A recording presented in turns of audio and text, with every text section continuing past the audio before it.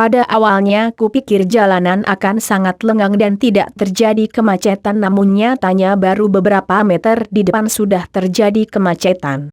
Bahkan motor dan mobil telah banyak di jalan tanpa bisa bergerak selangkah pun. Bisa dikatakan kini macet menjadi bagian dari kehidupan masyarakat saat ini.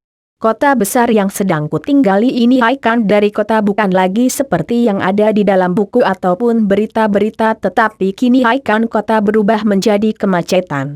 Ketika ku berada di dalam bis, seringkali kulihat ke kiri ataupun ke kanan melihat sekeliling melalui jendela yang berada di dalam bis. Tanpa ku ketahui ternyata yang awalnya bis yang ayah tumpangi berada di depan, kini bis tersebut tidak ada di depan lagi. Seketika aku berpikir bahwa aku mungkin kehilangan jejak ayah. Kini aku mulai melamun dan sambil melihat sekitar, siapa tahu ada proyek pembangunan yang ada di depan. Bisku kini mulai bisa melaju. Dengan majunya bisku tersebut tertanda aku bisa mengetahui lagi jejak ayahku. Mataku kini semakin tajam melihat sekitar. Tanpa ada apapun akhirnya aku putuskan untuk berhenti dari bis yang ku naiki tersebut. Yang menarik dari bis yang ku naiki ini, cara berhentinya cukup mengetukkan di dalam tiang yang telah disediakan, maka kemudian supir bis akan langsung berjalan ke pinggir. Ketika aku turun dari bis, yang kupikirkan hanyalah kembali ke rumah. Bukan hanya itu, jejak ayah pun tidak terlihat, membuatku semakin besar untuk kembali. Berjalan beberapa langkah, ada 3 proyek pembangunan. Aku coba tanyakan kepada penjaga proyek tersebut, tapi hasilnya mereka tidak mengetahui akan nama ayahku tersebut.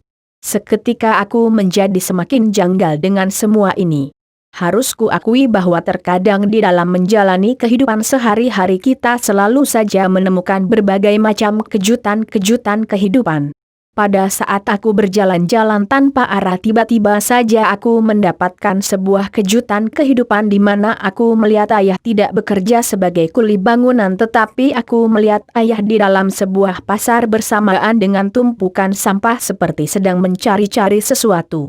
Di tangan ayah satu lagi membawa karung besar yang digantungkan ke bahu kiri menggunakan tangan kiri.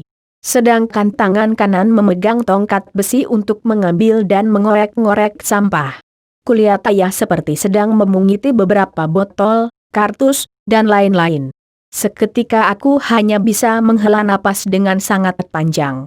Terdiam tanpa bisa berkata-kata ketika ku melihat ayah sedang melakukan itu. Sakit menyaksikan ini semua yang ayahku kerjakan tersebut.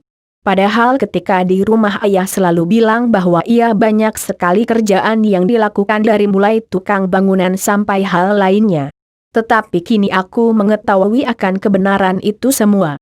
Padahal ayah selalu bilang padaku bahwa ketika menjalani kehidupan jangan melakukan kebohongan. Nyatanya kini ayahku yang melakukan kebohongan tersebut. Oh ayah, aku tidak tahu mengapa dan apa yang kau lakukan selama ini. Kau benar-benar sangat rapih sekali menutup kesusahan dan penderitaan yang kau terima. Berbohong akan pekerjaan dan gaji yang kau terima. Kau sembunyikan semua hal hanya untuk demi aku tidak merasakan kepahitan kehidupan dan supaya kehidupan menjadi lebih baik lagi.